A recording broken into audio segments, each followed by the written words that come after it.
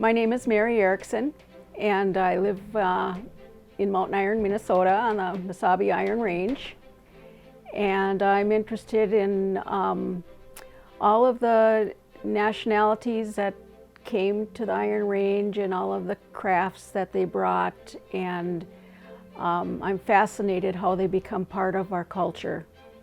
Himmeli is one of them that I saw early on and was interested in how it was made, but mainly about the old ideas and the old stories that went with it.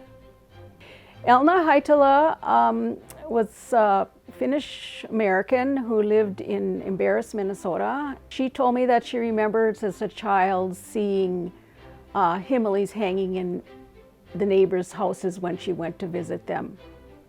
In Finland, they would bless the Himmeli on the winter solstice, and then on the summer solstice, they would burn it in the bonfire.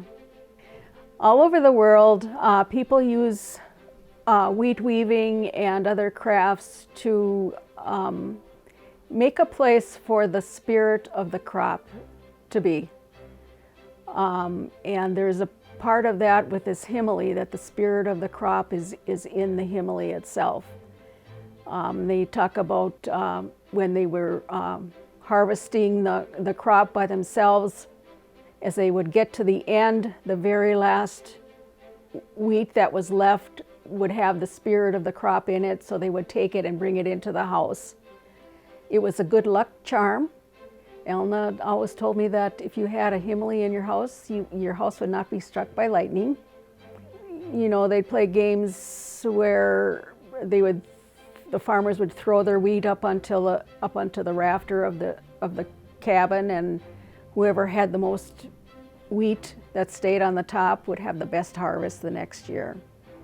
But one thing that Elna told me was that rye is very important.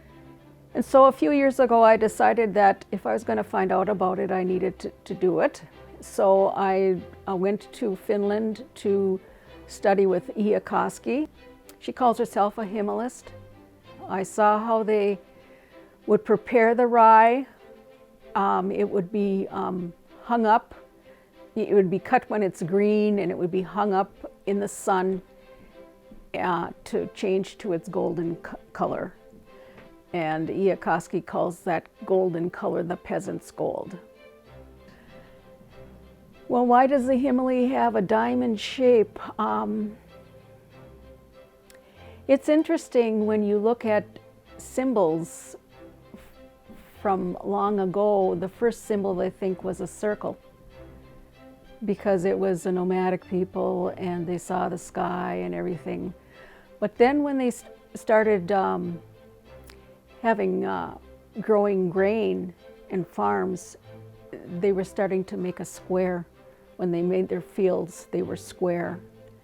And there's some thought that perhaps that may be part of the symbolic spirit of the Himmeli itself. I think Himmelis are very beautiful. When they turn, the shadows that form on the wall, it's mesmerizing to watch them. And that's another thing, is that when you're looking at that, you're in the present. You're kind of in a presence of the Himmeli itself. Also, I think Himmeli is beautiful when it turns. You have geometric shapes that move, and when they all come together and you get one geometric shape, it's just amazing the shapes that you can get as the Himmeli turns itself. Well, to me, they mean a connection to the past. My Finnish immigrants came to northern Minnesota, and I have no idea if they made Himmeli. But when I learn these old crafts, it gives me a connection to them. I feel a connection to them, and in my family, the language didn't go to the next generation, but it helps give me an idea of who I am. I think the Himmelies today for the show, the new ones that are being made today are wonderful. Personally, it's important for me to work with the natural material itself, but I believe that all of these old customs need to be relevant for today. And I think that these new Himmelies that are in the show are just that.